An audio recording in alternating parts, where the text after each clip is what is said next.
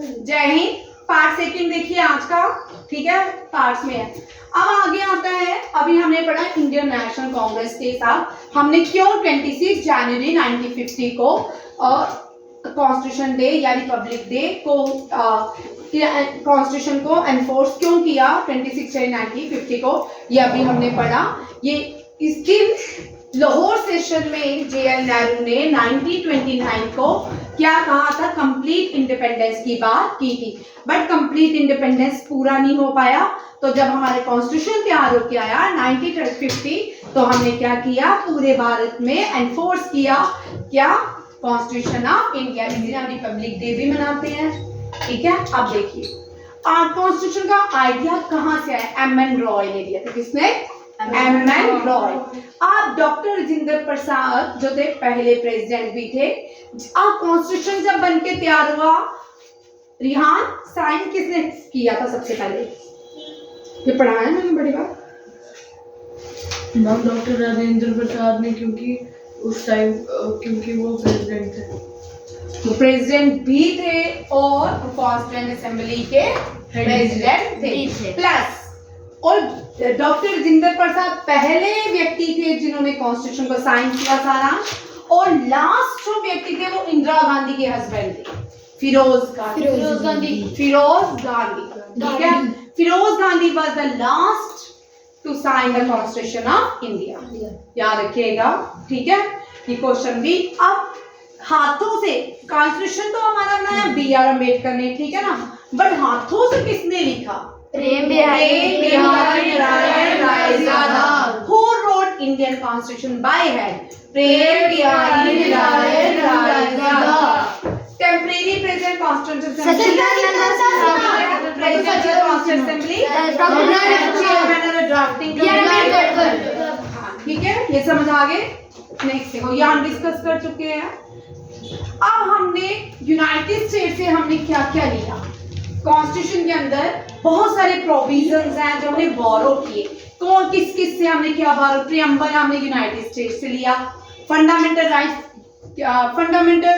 Rights कितने हैं, fundamental rights का 6। हाँ 6। Federal structure of government, 3 tier system है हमारा, electoral college, independence of judiciary and separation of powers among 3 branches. Judiciary की 3 पावर्स कौन कौन से होती है Aryan? Judiciary, legislature, executive and judiciary, ठीक है।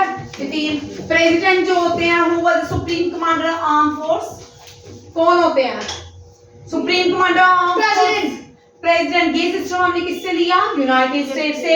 Equal protection under laws, United State से, वेरी इंपॉर्टेंट। अगर कल नहीं ना आए देखना, अभी मैंने एक ब्रिटिश कॉन्स्टिट्यूशन से हमने क्या क्या लिया, ब्रिटिशर जिन्होंने हमारे ऊपर 200 साल राज किए, उनके कॉन्स्टिट्यूशन से भी हमने क्या किया। Parliamentary form of system, Lok Sabha, Rajya Sabha and the president. Idea single citizen. First citizen of India कौन होते हैं, Hrithik? President, 2 president. Idea the rules of law. Writs. How many writs? Ritamra? Writs. Dikshit और रिताम्रा, how many writs? कौन कौन सी होती है, अगर बता बोला writs कितनी होती है? सॉरी हाँ 5। There are 5 writs. बोल कौन कौन सी हैं बबिया? Habeas corpus, mandamus, certiorari, prohibition and covenanto. ये क्या है, writs है, ठीक है। Institutional speakers and his role, law making procedure established by law. Fundamental duties, how many fundamental duties? There are 11 fundamental duties. There are 11 fundamental duties. जो 11 fundamental duty है वो fundamental rights में भी है। देखिए बैठ करो, फंडामेंटल राइट में भी है, फंडामेंटल ड्यूटीज भी है, और डायरेक्टिव प्रिंसिपल भी। और क्या है, डायरेक्टिव प्रिंसिपल भी है। वो क्या है कि भारत में 14 साल तक के बच्चे को उसके गार्डियन या उसके पेरेंट्स उसको प्रोवाइड करें राइट टू एजुकेशन। क्या है, राइट टू एजुकेशन। एडुकेशन बोलते हैं, राइट टू एजुकेशन, एजुकेशन भी बोल सकते हैं, ठीक है। राइट टू एजुकेशन ये फंडामेंटल राइट भी हमारा, फंडामेंटल ड्यूटीज भी और डायरेक्टिव प्रिंसिपल भी है। कौन सा है, कौन सा कॉमन है, right to education, very important. Fundamental rights, fundamental right 6 है, फंडामेंटल ड्यूटीज 11 है एंड डायरेक्टिव प्रिंसिपल्स जो है ये part of the Indian constitution का है।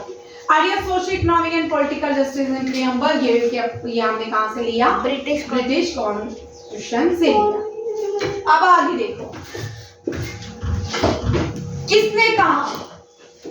किसने कहा भाई, आप सुनो, डायरेक्टिव प्रिंसिपल होता क्या है, डायरेक्टिव प्रिंसिपल का मतलब होता है रिसोर्सेज, ठीक है।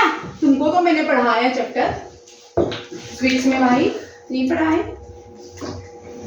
जहां सिविक कम्युनिटीज पढ़ी, आ गया। सिविक कम्युनिटीज कौन देता है, स्टेट। अगर डायरेक्टिव प्रिंसिपल्स देखो आगे क्या लिखा है, स्टेट पॉलिसी, अगर स्टेट इन प्रिंसिपल को हेल्प नहीं करेगी तो ये डायरेक्टिव प्रिंसिपल को हेल्प प्रोवाइड नहीं करेगी तो डायरेक्टिव प्रिंसिपल वर्केबल नहीं रहता है। It is not enforceable by laws. Court में अगर डायरेक्टिव प्रिंसिपल में कोई काम नहीं हो रहा है, इट इज नॉट, आप इसको कोर्ट में नहीं ले जा सकते, ठीक है। अगर फंडामेंटल राइट्स इन्फ्रिंज होते हैं, it is enforceable by law, ठीक है। रिट्स जो है remedies of the Indian constitution, उसको रिट्स बोलते हैं। आर्टिकल 32 क्या बोलते हैं, cheque on bank payable at the convenience, ठीक है। समझ आया कि आपको ये पैसे देंगे तो वहां डायरेक्टिव प्रिंसिपल क्या हो जाएगा, वर्केबल होता है। किसने कहा, केटी शाह ने। 4 बातें याद रखिए, 4 टर्म्स आए हैं, कोड्स आए हैं, वो देखिए कौन कौन से हैं, ठीक है, जो आते हैं एग्जाम में। एक है प्रीएम्बल, प्रीएम्बल को हम बोलते हैं soul of Indian constitution, soul of Indian constitution, first page of constitution. फिर इसको उसके बाद आता है रिट्स, ठीक है, रेमेडीज। आर्टिकल 32, आर्टिकल 32 क्या बोलते हैं, heart and soul of Indian constitution, heart and soul of Indian constitution. अब देखो ये प्रीएम्बल को कौन बोल रहा है, प्रीएम्बल को किसने कहा कि ये इंडियन कॉन्स्टिट्यूशन का पार्ट है, पंडित ठाकुर दास भार्गव। किसने कहा, पंडित ठाकुर दास भार्गव। और किसने कहा heart and soul of the Indian constitution, heart and soul. अब ये भी पूछना आता है कि हार्ट एंड सोल किसको कह रहे हैं, आर्टिकल 32 को। किसको कह रहे हैं, आर्टिकल 32 को। और प्रीएम्बल क्या, प्रीएम्बल जो है ना, प्रीएम्बल के केस है भाई, केशवानंदा भारती केस। कौन सा, Kesavananda Bharati case versus union of India, Bharati case मतलब ये केस सुप्रीम कोर्ट में, हाई कोर्ट में डिस्कस हुआ था कि प्रीएम्बल, कुछ लोग बोलते थे preamble is a part of India constitution, और या कुछ लोग बोलते हैं preamble is not a part of Indian constitution, ठीक है। और आर्टिकल 36 से लेके 51 तक part 4 of the Indian constitution deal करता है directive principle of the state policy. अब कौन सा आर्टिकल इलेक्शन कमीशन से डील करता है, article 324 deal with the election commission. Current election commission Rajiv Kumar, कौन है, राजीव कुमार। अपॉइंट कौन करता है इलेक्शन कमिश्नर को, very good Hrithik, I am impressed today. The concept of judiciary review, कि जुडिशरी का review supreme court, high court दोनों में लिया जा सकता है। ये हमने जो कंसेप्ट है यूएसए से लिया, किससे लिया, यूएसए से लिया, यूनाइटेड स्टेट ऑफ अमेरिका से लिया। नेशनल कमीशन जो मिनोरिटीज के लिए बनाएगा 1992। करंट तेरी मम्मा नहीं है, ठीक है, आयरन की मम्मी क्या है, मिनोरिटी मिनिस्टर ऑफ इंडिया, ठीक है, स्मृति ईरानी। कौन है, Smriti Irani. Who appointed chief justice of India, governor, ये हम कर चुके हैं, ठीक है। जजेस ऑफ सुप्रीम को रिटायर्ड 65 यहाँ कौन कौन 65 एज में रिटायर होता है, Supreme Court and the High Court and the President. Ma'am president supreme court वो प्रेसिडेंट दुनिया में एक होना। यहाँ पे very very very important question ये हर कल आप लोग आरएनसी वाले टॉपिक पढ़ के आएंगे इंग्लिश के लिए। कौन सा? नारी शक्ति बंधन अभियान। ये लिख लो भाई, कल घर से करंट टॉपिक आ रहा है इसी वाले, लिख के शाम को मुझे पोस्ट करेंगे व्हाट्सएप में। लिखो भाई, वंदन नारी शक्ति बंधन अधिनियम। ये पूरा टॉपिक आप लिख के लाओगे, ये क्या कंसेप्ट है। बबिया तुझे क्या हुआ है, रोने लगा है? इतना पूरा प्रोग्राम आप रिसेंटली ये करंट अफेयर का है भाई, ये करंट अफेयर से 100% क्वेश्चन आने वाले हैं। वेरी वेरी वेरी इंपॉर्टेंट, ठीक है। लोकसभा और राज्यसभा दोनों में से एक बिल पास हुआ, वो बिल कौन सा था? Women reservation bill. कौन सा है? Women reservation bill. अब परीक्षित और एकाम्बरा ये बिल क्या है? नारी शक्ति बंधन अधिनियम। क्या है? नारी शक्ति बंधन अधिनियम। और इस जो नारी शक्ति सारांश, अब देखो अमेंडमेंट क्या होता है। अमेंडमेंट होता है कुछ चेंजिंग्स लाना, कुछ प्लस करना या सब्ट्रैक्ट करना, ठीक है। अमेंडमेंट में हम क्या करते हैं, हमारे कॉन्स्टिट्यूशन में अमेंडमेंट का प्रोविजन है। किसका प्रोविजन है? अमेंडमेंट का। अमेंडमेंट का प्रोविजन अच्छा भी है कि अगर हमें कुछ एडिशन करना है कॉन्स्टिट्यूशन के अंदर तो हम अमेंडमेंट के साथ करते हैं। उस अमेंडमेंट में 2/3 मेजोरिटी चाहिए थी। कितनी? 2/3 मेजोरिटी चाहिए। उसके बाद अमेंडमेंट लोकसभा में भी इंट्रोड्यूस हो सकती है बिल के नाम से, और राज्यसभा में भी हो सकती है। ये राज्यसभा लोकसभा में दोनों जब पास हो जाती है, ये क्या बन जाती है? अमेंडमेंट बिल बन जाता है। ये कौन सी अमेंडमेंट थी? 128 कॉन्स्टिट्यूशनल अमेंडमेंट बिल था। 128 कॉन्स्टिट्यूशनल अमेंडमेंट बिल क्या है? नारी शक्ति बंधन अधिनियम। क्या है? नारी शक्ति बंधन अधिनियम। पूछ सकते हैं what is 128 constitutional amendment bill?